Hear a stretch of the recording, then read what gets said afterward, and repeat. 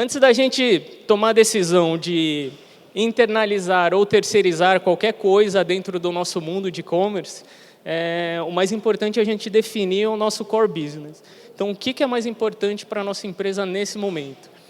A gente sabe, todo mundo que está aqui sabe o quão detalhado quantas etapas a gente tem, quantas atividades a gente precisa fazer para que uma loja virtual ela efetivamente aconteça.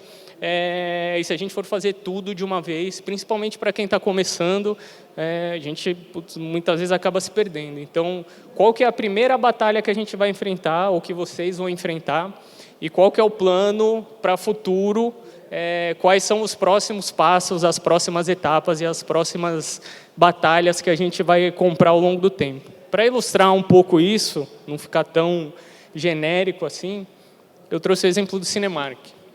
E aí, acho que umas 2, 3 semanas atrás, eu fui no cinema com a minha esposa, e aí eu fui passar o cartão de crédito, a maquininha não funcionou, costumo comprar lá no Totem, não funcionou, eu fui lá pagar no caixa, aí eu vi lá ingresso.com, eu falei, nossa, que curioso, né? Aí eu fui atrás um pouco, fui entender um pouco de como que funcionaria ali a operação do Cinemark. E quando a gente fala de Cinemark, o principal produto dele hoje, o principal ativo, o que ele vende, o que faz a gente ir ao Cinemark são os filmes. Então, é o entretenimento, todo aquele momento de diversão que a gente tem ali com a nossa família, enfim, às vezes até sozinho. Mas tem um outro ponto que eu não tenho detalhes, não entrei na operação, não fiz nenhum benchmark, estou supondo ali. Tem um outro ponto que, muito provavelmente, é um grande gerador de receita para o Cinemark, que é toda aquela parte de snack, pipoca. Então, aqui o paralelo que eu faço para o Cinemark, isso é tão importante que ele, inclusive, tem ou teve em algum momento a pipoca Cinemark vendendo no supermercado. Curioso, né? E o paralelo que eu faço com claro, guardadas as proporções, mas há uma cantina dentro de uma escola. Então, na maioria das vezes, a cantina dentro da escola, não aquela que faz a comida pronta, mas aquela que vende o snack, o sanduíche, o refrigerante, o suco, ela geralmente é terceirizada. Porque para uma operação de escola, de educação, aquilo é um pouco diferente ali, dá um pouco mais de trabalho. Muitas vezes a escola não quer ter essa preocupação. Então, eu lembro da minha escola, da escola do meu filho, a cantina geralmente é operada por uma terceira empresa, terceira pessoa, pode ser um conhecido e tal, mas não faz parte do core business da escola. Para o Cinemark, isso, cara, é muito importante e eu acho que deve ser um grande gerador de receita. Olhando assim, das últimas vezes que eu fui, eu acho que eu gastei mais dinheiro com a pipoca do que com o ingresso em si. E aí a gente cai naquele ponto que eu estava contando do ingresso. Eu olhei e falei, nossa, ingresso.com, mas por que será que ele compra? Eu estou passando pelo ingresso.com.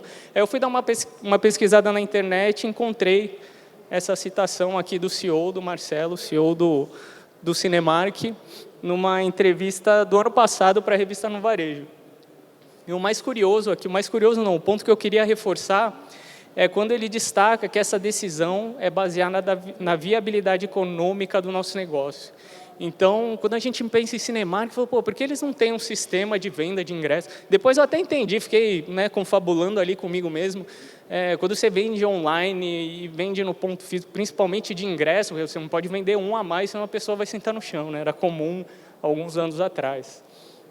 Mas faz sentido até ter um único sistema para você ter um controle melhor daquele inventário. Mas, pelo menos para mim, foi uma surpresa essa colocação dele de que a venda de ingresso online ela é terceirizada e pelo sistema que eu passei lá no cartão, também ali no PDV, ele é feito por esse mesmo sistema. Então, acho que é um pouco um pouco desse balanço. Tipo, o pipoca, para ele, é mais importante nesse momento do que o sistema de venda de ingresso em si. O que me leva ao segundo ponto, terceiro ponto, né? Primeiro, pessoa, segundo, core business. O terceiro ponto é ter claro e ter bem na mente o seu plano de crescimento. Aqui passa muito pela parte financeira, ou projeção de vendas, aumento de vendas. E eu tomei a liberdade aqui, é ilustrativo, é só para a gente entender momentos, é como se fosse ao longo do tempo o crescimento de vendas de uma operação qualquer.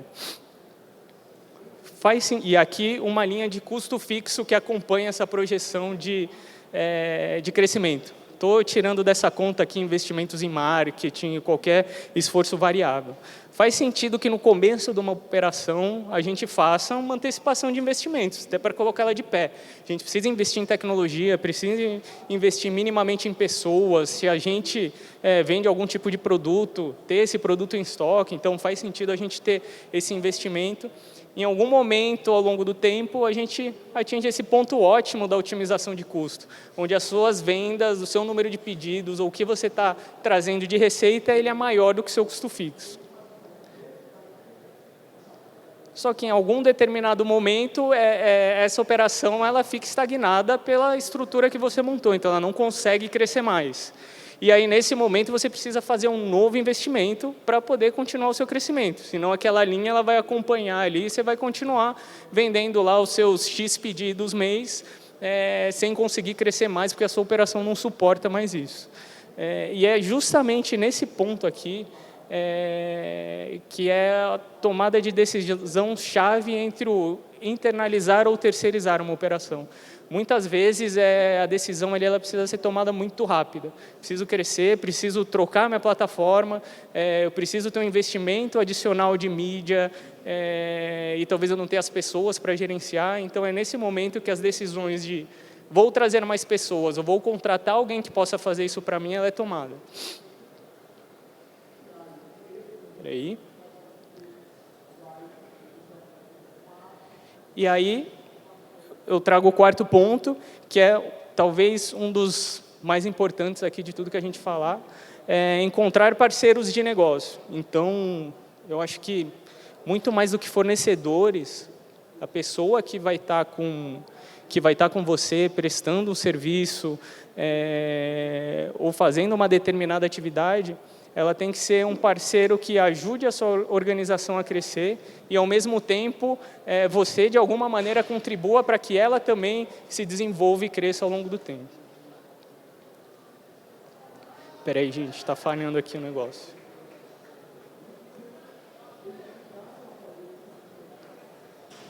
Não vai? Aí, foi. Tá bom, beleza. E eu trouxe aqui algumas áreas de conhecimento, não todas, mas algumas áreas de conhecimento que, quando a gente discute, elas geralmente aparecem e ficam nessa zona mista entre o internalizar ou terceirizar. Não? Espera aí, gente. Aí foi. Então, o primeiro é o marketing, que eu acho que é uma das maiores linhas de investimento que a gente tem, é um grande gerador de fluxo de visita e de geração de receita. Depois tem toda uma parte de produto, de ferramenta, de usabilidade, que é a carinha do site, o que eu vou ter de funcionalidade ou de recursos para suportar essa venda, ter um incremento de ticket médio, ajudar a aumentar a produtividade, produzir uma experiência sem atritos, que a gente escuta muito, né, que é o ponto-chave para aumentar a conversão, e a gente está na briga ali das casas decimais, então é muito importante a gente ter uma frente ali.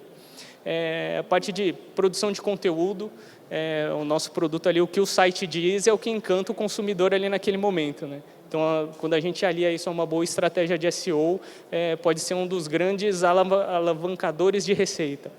A parte de tecnologia em si, então, como é que a gente combina soluções tecnológicas, tanto de plataforma como de back-office, WMS, tudo isso que a gente ouve ver por aí.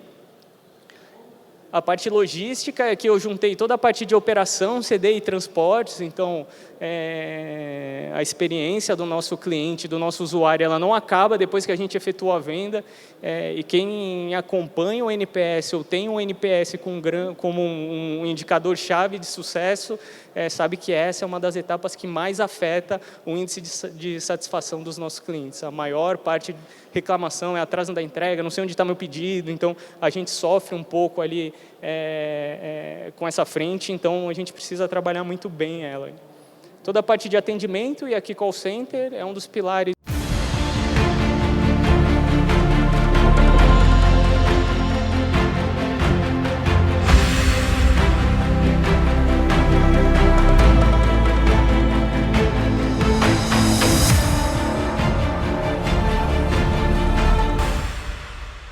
E aqui eu coloquei no bolo tudo que é cartão presente ou um cartão de crédito de determinada bandeira que a marca fez. Então é comum a gente ter, sei lá, Pernambucanas, Marisa, ou da C&A, faz o cartão C&A e tal. Então o meio de pagamento está aqui, mas eu trouxe muito por conta das evoluções que a gente vem vendo, principalmente nas carteiras virtuais.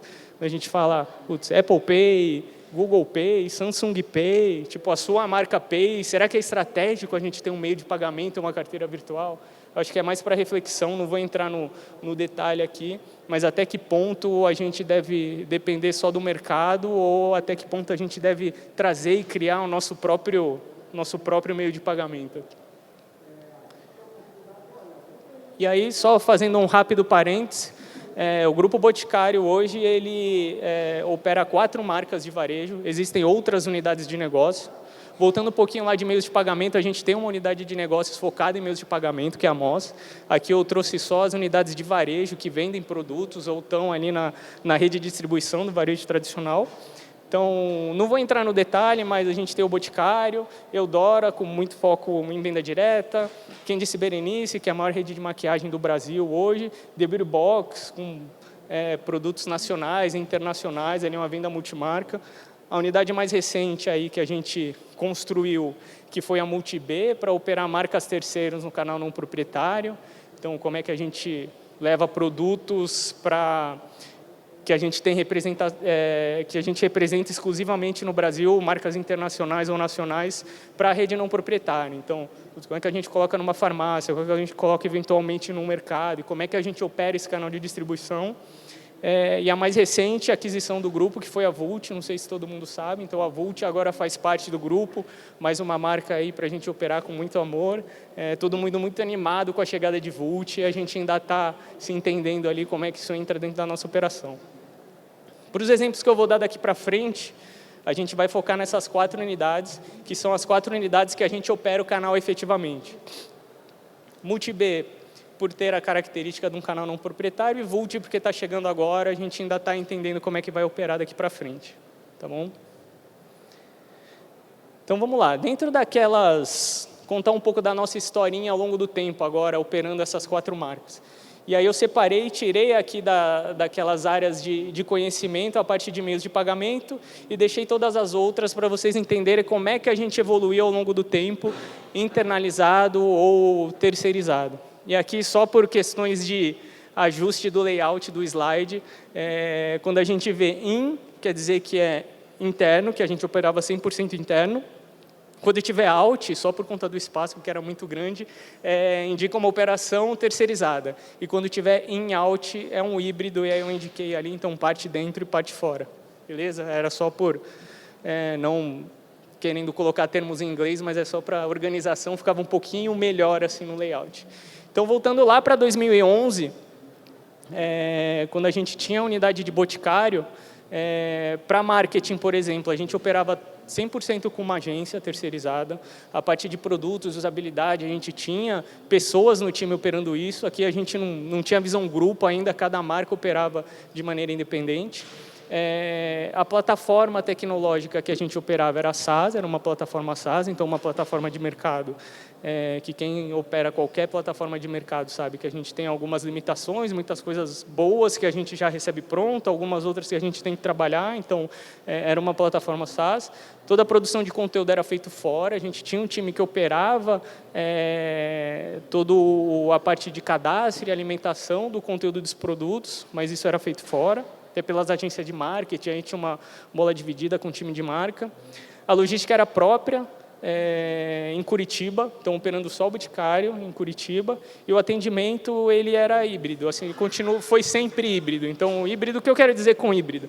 Tem o nosso time Boticário estratégico, que define todas as premissas e todas as estratégias de atendimento, e tem o time operacional que efetivamente faz o atendimento. Todo esse time que efetivamente faz o atendimento, ele é terceirizado. Ele está dentro da nossa operação, mas eles são contratados de uma outra empresa. Isso desde 2011, até antes, e vindo para hoje, continua assim, isso não mudou. Aí a gente passa, ali em cima do Boticário está novos negócios, mas é unidade de negócios, tá? Desculpa, escrevi errado. Eudora, que também em 2011 a gente começou o e-commerce e a gente tinha uma operação full commerce. Então, todas essas áreas de competência estavam fora, sendo operadas por uma outra empresa. Então, o time de Eudora lá contratou o projeto, tinha gente nossa acompanhando e tal, mas toda a operação era feita por essa empresa terceira. Então, estava tudo fora, a solução full commerce. Já em 2012, quando a gente começou o site de Quem Disse Berenice, a gente tinha um cenário um pouco mais distribuído, marketing, produto, usabilidade continuava fora, e aqui quando eu digo fora, terceirizado, não é que estava totalmente na mão da agência ou do parceiro, tinha o nosso time estratégico, mas a operação disso ficava com esses parceiros. A solução tecnológica de plataforma já era on-premise, então era dentro da nossa estrutura, uma estrutura Microsoft, uma plataforma Microsoft, que hoje já está até defasada, acho que nem está no mercado. A parte de produção de conteúdo também ficava com a agência, logística própria agora em registro, então Quem Disse Berenice operava com uma logística própria em registro. E o atendimento, aqui eu não vou ficar repassando, mas ele é sempre assim, a área de estratégia do atendimento da nossa área de customer é Boticário e quem faz o atendimento são contratados de uma outra empresa. E The Beauty Box, no mesmo ano, ainda como unidade de negócio independente, trabalhava mais ou menos parecido com isso, uma tecnologia era de um outro parceiro, mas era on-premise, porque a gente trabalhava em cima desse código, e a operação, diferente de QDB, a gente fazia o fulfillment com um parceiro em Barueri, então toda a parte logística estava lá em Barueri. E aí, voltando lá no segundo ponto, que é aquele slide vermelho, era resgatando, porque eu entrei no grupo para começar a operação de The Beauty Box, era um pouco da gente ter em mente qual que é o nosso core business, o que é importante a gente focar agora. E a operação logística, por mais que a gente entenda que era core, era um esforço proporcionalmente igual a todas as outras iniciativas que a gente precisava fazer. Então, não era simplesmente operar dentro do CD de Boticário, que Boticário já tinha em Curitiba, ou operar dentro do CD que Quem Disse Berenice já tinha em Curitiba. A gente falou, putz, isso aqui é uma coisa que agora não dá para a gente dar foco, se a gente for colocar a mão para fazer, vai fazer mal, e tem gente que faz muito bem. Então, vamos achar essas empresas, essas pessoas que fazem muito bem, e vamos entregar aqui, com muito carinho, o nosso filho na mão deles, para eles cuidarem. Todo o resto a gente se estruturou para fazer assim. Já em 2014, a gente fez um primeiro movimento que já aproximava a gente um pouco do modelo que a gente opera hoje, que foi unir as unidades de novos negócios dentro de uma única operação. E aí, todo mundo que está aqui sabe que é uma relação bem sensível de receita e despesa que a gente vive, né? Então, a gente briga ali nas casas dos centavos para conseguir ficar em pé, e a gente tinha muita estrutura replicada, era um custo. Quando a gente começou a olhar a estrutura de custo que a gente tinha, era muito custo duplicado. Então, a gente tinha um time de TI que olhava para Quem Disse Berenice, tinha um time de TI que olhava para a The Beauty Box, tinha um time de TI que olhava para a Eudora, e fazendo exatamente as mesmas coisas, só que de maneiras diferentes. E isso para todas as outras frentes, para marketing, para produto, para operação.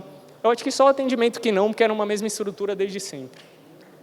Então, a gente falou, putz, temos uma oportunidade aqui de juntar, aumentar o nosso volume, que é aquele gráfico que eu falei. Então, com o volume, o nosso custo fixo, se a gente juntar, ele diminui um pouco e a gente começa a operar de uma maneira um pouco mais saudável. Nesse modelo, a gente pegou o que cada um tinha de melhor. Então, desses 3 sites lá do slide anterior, a gente pincelou, putz, isso é bom aqui, isso é bom ali, vamos trazer essas pessoas para cá. Montou um time multidisciplinar que juntava pessoas de todas as unidades e continuou com uma operação terceirizada para marketing e produto e usabilidade. E aí, em 2015, a gente efetivamente virou uma unidade de negócio. Então, o Grupo Boticário se juntou, a marca O Boticário se juntou nessa operação de grupo unificada, e aí a gente está no modelo que a gente opera hoje. Então, toda a parte de marketing hoje ela é 100% interno, então a gente não opera com agente. Falando parte de marketing, quando a gente olha para e-commerce, tá? Então, todas as campanhas que vocês veem de Facebook, os anúncios no Fantástico, é tudo operado pelo time da marca, e aí sim tem agências, parceiros, produtoras envolvidas. Aqui é 100% o marketing focado e aplicado ao e-commerce e à conversão. Tá? A parte de produto, a gente passou a ter um modelo híbrido, então Algumas coisas a gente faz internamente, algumas coisas até pelo tamanho. Então, imagina que o nosso time, se a gente for comparar, talvez ele seja menor que times que operam um site só. Então, tem muitos e-commerces aqui, médio e grande. Com certeza, a gente tem um time menor que o de vocês, só que a gente opera 4 sites. Então, costuma falar que faz milagre ali. A tecnologia, a gente continuou com uma plataforma SaaS, então a gente trouxe, aí com o conhecimento de Boticário, a gente identificou, putz, essa plataforma é melhor que a gente estava operando, vamos trazer e replicar para as outras marcas. A parte de produção de conteúdo também, a gente tem um time que olha desde SEO até cadastro de produto, mas conta com parceiros chaves para ajudar a gente a enriquecer ou produzir esse conteúdo, deixar ele mais atrativo. A parte de logística ela é própria. Hoje em registro, mas a gente já tem um CD na Bahia também operando para Boticário, então a gente já começa a brincar um pouquinho com multi-CD, questão de omnichannel, olhando algumas iniciativas ali de loja, e o atendimento ele continua igual. Então, olhando para todas aquelas frentes, como está a nossa distribuição de serviços hoje? Como é que a gente está trabalhando com essa questão de internalizar versus terceirizar? Lembrando lá no começo que eu falei, para mim é um grande equilíbrio entre as duas coisas. Quando a gente olha para marketing, ele está 100% internalizado, então o nosso time, hoje de mídia, ele opera todos os canais e todos os esforços que a gente precisa fazer focados em investimentos para e-commerce, de conversão. Parte de produto e usabilidade, 60% a gente faz dentro de casa, com a nossa house, com o nosso pessoal de produto, de UX, mas a gente também conta com parceiros que ajudam a gente a escalar isso, então 40% de tudo que a gente faz hoje está fora. Aqui, tecnologia, como a plataforma é SaaS, e aqui, Niva, estou vendo o Niva aqui, uma licença poética, eu fiz de cabeça, assim, eu acho que é mais ou menos essa distribuição. Eu deixei de lado plataforma e olhei tudo que o Niva aqui do nosso time de TI faz com o time dele na parte de desenvolvimento. Então, tudo que a gente pode colocar à mão e efetivamente mudar, customizar, personalizar. Então, tudo que a gente faz hoje, 70% é com o time interno e uns 30% deve estar com o time fora.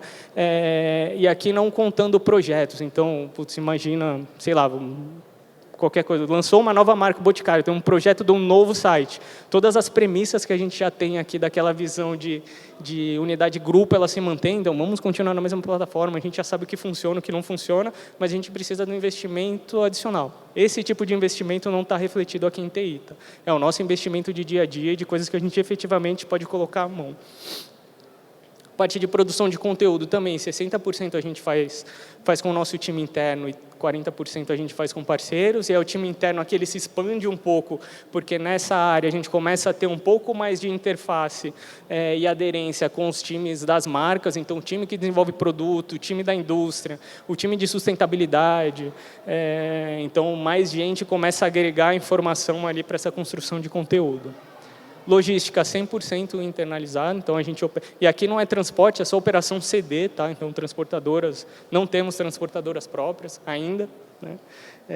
Então toda a operação CD tá, a maioria está lá em registro, mas a gente já tem uma operação de Boticário na Bahia também. E a parte de atendimento é aquilo que eu falei, o core da estratégia está com o nosso time, deve representar uns 30%, e os outros 70% são atendentes que são contratados por uma outra empresa. Em épocas de alta sazonalidade, esse número aumenta, mas é uma contratação pontual, por exemplo, para Black Friday, para Dia das Mães, para Natal. A gente precisa aumentar um pouco nossas posições de atendimento. Certo? Então, esse é o nosso cenário hoje, falando em grupo, operação em grupo desses 4 sites. E aqui eu trouxe algumas vantagens de se terceirizar uma operação. Coloquei alguns, mas vou falar aqui de 3 por conta do tempo. Primeiro é o time to market. Então, se você tem uma necessidade de ir rápido para o mercado com uma solução ou com uma determinada frente, ou ser um pouco mais agressivo para chegar a colocar uma coisa no ar, a terceirização, muitas vezes, ela vai te ajudar. Atividades sazonais ou temporárias. Eu dei o exemplo aqui do saque. do time de atendimento que a gente contrata, mas isso pode ser aplicado, por exemplo, a uma operação logística. Você pode usar a terceirização para te ajudar a dar vazão numa época de muitos pedidos, para marketing. Então, vou ter um investimento maior porque a minha projeção de crescimento é XPTO, eu preciso colocar mais dinheiro em mídia. Só que o meu time hoje não aguenta gerenciar todos esses canais. Então, às vezes faz mais sentido a gente trazer uma pessoa ou contratar um terceiro para ajudar a gente a fazer essa gestão. E quando você é um pequeno e-commerce, ele te ajuda muito em poder de negociação, e principalmente aqui quando a gente fala em verba de mídia. Então, é muito complicado você conseguir uma boa negociação se você é um pequeno e-commerce com uma verba pequenininha, por exemplo, e vai lá falar com o Google, vai falar com o Facebook. É um atendimento diferente, é uma atenção diferente que ele vai te dar se você for com um caminhão de dinheiro. E, às vezes, uma agência que faz a negociação de pequenos é um pouco do conceito das associações de mercado. A gente tem um pouco disso, né? Os pequenos mercados que se juntam em grupos, se consolidam em grupos maiores. Eu acho que aqui ajuda um pouco, quando você é pequeno, você, além de adquirir uma expertise que talvez você demore um pouco mais de tempo para conseguir desenvolver sozinho, ele te ajuda muito no poder de negociação. Por outro lado, de internalizar, você tem a manutenção do conhecimento. Então, se você escolher o seu parceiro corretamente, não é tão comum, mas supõe que aconteceu com a gente. Tá? A gente contratou, ano passado, uma grande empresa, uma grande agência multinacional, e aí, de repente, ela, com 30 dias de antecedência, falou: estamos saindo do Brasil. O projeto estava no meio, estamos saindo do Brasil. Simplesmente assim, está aqui a carta, não tem o que fazer. Me diz até onde você quer que eu entregue, o que faltou não precisa pagar, então estamos indo embora. Aí foi todo um esforço, teve impacto no projeto, pega tudo aquilo, faz todo o entendimento de novo com outro parceiro. Então, a gente conseguiu contornar, mas acho que um dos pontos fortes é você conseguir ter a manutenção desse conhecimento. Então, você está com conhecimento dentro de casa. É diferente de você ter o conhecimento fora de casa. Agilidade no atendimento, e aqui fazendo um paralelo rápido, vou dar uma acelerada por conta do tempo, mas fazendo um paralelo rápido, é muito mais fácil eu sentar com um desenvolvedor do time de TI, explicar para ele aqui na cadeira do lado, do que eu ter esse cara fora e ter que mandar um e-mail, e a gente usa alguns sistemas para controle dessas histórias de desenvolvimento. A informação ela se perde. Então, ter as pessoas próximas ajuda, né, nessa agilidade de atendimento. E a gente pega a experiência e aplica ao nosso negócio. Então, a gente descobriu alguma maneira de desenvolver algo novo, ou teve alguma ideia, a gente aplica diretamente aquela ideia a uma solução do nosso negócio. O nosso pensamento já é drivado para aplicar aquela inovação a uma solução de problema de negócio. É diferente, eu acho que muitos de vocês já passaram por isso. A gente recebeu uma agência, lancei um novo produto, está aqui, ó, que bacana, ou a agência atrás, tive uma ideia, vamos tentar rodar essa campanha, vamos tentar rodar essa iniciativa, e às vezes ela não se encaixa muito bem no nosso core, ou no problema do nosso negócio, e aí a gente tem também um esforço ali de adaptar aquilo para o nosso dia a dia. E aqui é só para termos de reflexão, quanto é importante a gente ter uma visão de parceiros de negócio, além de fornecedores. Eu trouxe aqui para a gente ir bem longe, tá? Pensar até o extremo de onde pode ir um parceiro que está dentro da nossa organização, ajudando a gente a crescer e a gente ajudando ele a crescer também. Esse é um exemplo do Smart, que é uma parceria da SWAT com a Mercedes. A SWAT não fabrica carro, mas ela aportou o conhecimento dos reloginhos da SWAT, que você personaliza a cor, tem várias pulseiras e tal. Ele trouxe esse conhecimento de produção. Como é que você produz tanto relógio assim todo o tempo e é tudo personalizado, você troca? Eles meio que trouxeram esse conhecimento para a Mercedes, e a Mercedes aplicou na construção do Smart. Então, quando você compra o Smart, ele pode ser conversível. A porta pode ter uma cor, a outra porta pode ter outra, praticamente um Lego ali. E eu não sabia, fiquei sabendo, estudando para essa apresentação, que o Smart ele é o S de SWAT, o M de Mercedes e o ART de arte mesmo, de arte. Então, foi daí que veio o nome, bem curioso. Um outro exemplo que, às vezes, a gente esquece, mas a Apple ela é grande dependente hoje das telas da Samsung. Ainda estava lendo uma reportagem semana passada, eles tentaram com a LG e estavam lá na terceira tentativa e a tela não estava do jeito que a Apple esperava. Então, é bem curioso como que o seu maior concorrente pode ser chave na produção do seu...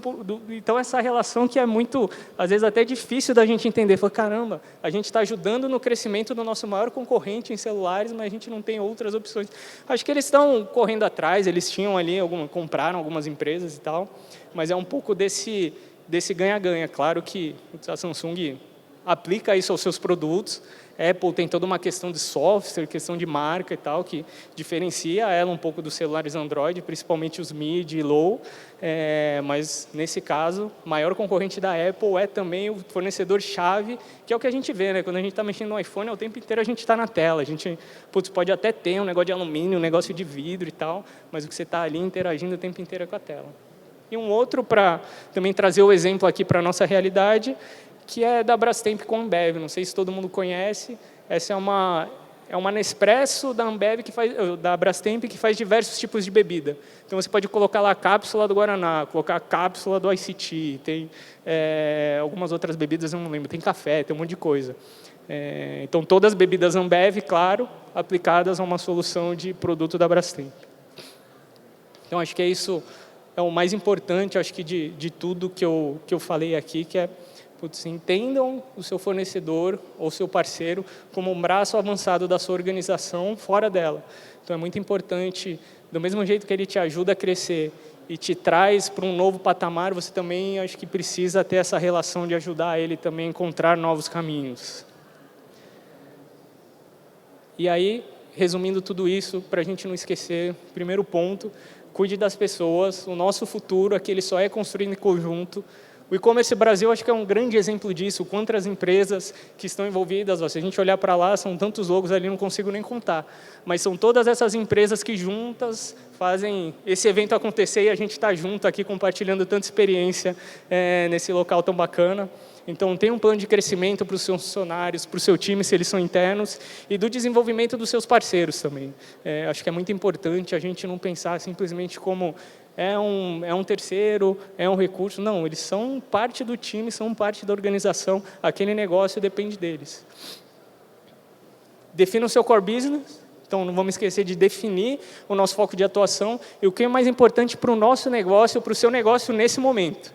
Então, quando eu falei lá atrás que a gente começou a operação de Beer Box, a gente tinha uma operação, a gente definiu que, se a gente colocar a mão, a gente não vai fazer tão bem.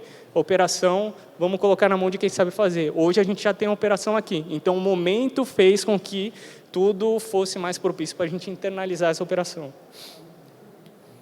Tenha visto seu plano de crescimento, e aqui é bem direto, assim, o quanto de dinheiro, se eu trouxer uma operação, se eu terceirizar em mim, o quanto que a minha empresa pode, com perdão da palavra, sangrar aqui até essa receita, até esse resultado vir. Então, isso é muito importante também, da gente ter em mente e não se esquecer. E, por fim, quer encontrar parceiros de negócio, e ver como eu falei, ver os seus parceiros como um braço estratégico da sua empresa. E ter um modelo de remuneração que seja efetivo e que seja um ganha-ganha. Então, não é só um percentual, não é só um fixo. Então, qual que é o modelo de remuneração para aquele parceiro que faz sentido para que vocês dois cresçam juntos, ou para que todos cresçam em conjunto. Acho que é isso, gente. Falei um pouco rápido, faltam 4 minutos, acho que vai dar tempo para algumas perguntas. Fiquei um pouco sem ar, mas foi o efeito da palestra anterior, ainda estou com isso na cabeça. Obrigado.